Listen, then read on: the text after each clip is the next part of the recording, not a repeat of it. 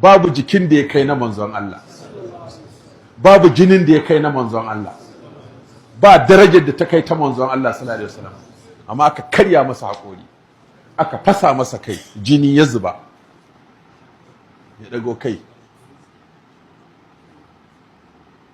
ya ce Allahumma hadi qaumi fa innahum la ya'lamun. Allah ka shiri mutane na, ba su san ni annabi bane. Wanda ya san annabi zai fasa masa kai, wanda ya san annabi zai masa rotse, wanda ya san annabi zai masa kwantan bauna ya je har gidansa da nufin ya kai har gida, ka ba annabi har gida kai kwantan bauna kana jira ya bacci ka kashe shi. Insha Allah ba su san ni annabi bane.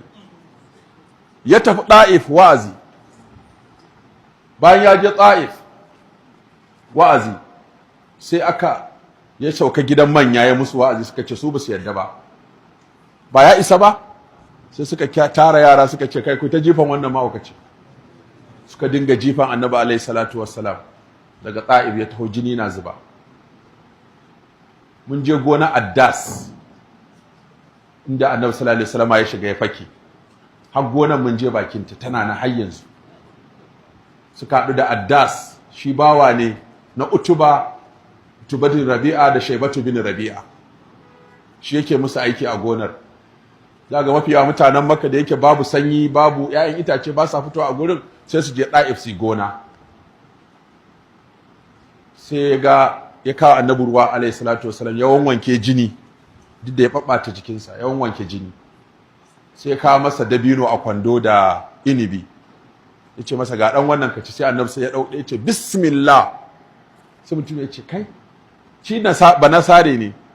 Sai ya ce bai taɓa jin a wannan ƙasa wani ya ce bismillah ba. Sai annabi sai ya ce kai daga ina kake? Sai ya ce sunana Addas. Daga ina? Ya ce daga Ninawa. Sai annabi ya ce alƙaryar Yunusa bin Matta. Sai ya ce ya kai ka san Yunusa bin Matta? Ya ce ai annabi ne dan uwana, ni ma annabin Allah ne. Sai Addas ya ce ashhadu an la ilaha illallah wa annaka rasulullah. Sai Addas ya musulunta. Sai ga mala'ika Jibrilu da shi da wani mala'ika, shi mala'ikan sai ta ɓaci yake sakkowa, saboda abu ɗaya yake kawai ya kashe mutane.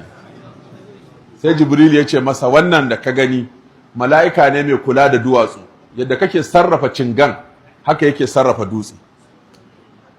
Allah ya ji me aka ce ma, ya ga me aka yi maka, amma yana so tunda kai aka wa, duk da saboda shi aka ma, kai ka ba da umarni a ɗau mataki a kansu, ka gaya mala'ikan nan me kake so ya musu. Zai iya ɗauke dutse, kuma gagarin dama duk akan dutse yake. Sai da muka tafi kilomita 35 muna zagaye kan dutse, 35 kana zagaye akan dutse, ga motoci an aje a gefe da gefe, ko mota ka za ta kasa sai a maza a tare ka don kar ta gangaro.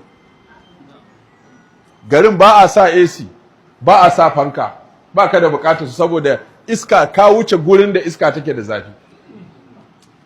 Hotel ɗin da suke garin can ba su da bukatar AC ko dutse, iska ce kawai ga ta nan natural take shigowa. In kai haka sai ka hango mota ga ta can a can ƙasa, ka ganta kamar ƙuda.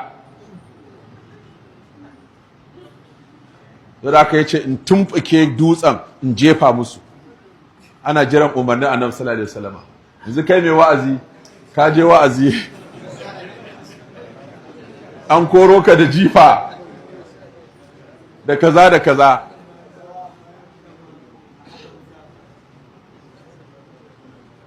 Sai annabi sallallahu alaihi wasallam ya ce ina sha'awar akasin haka.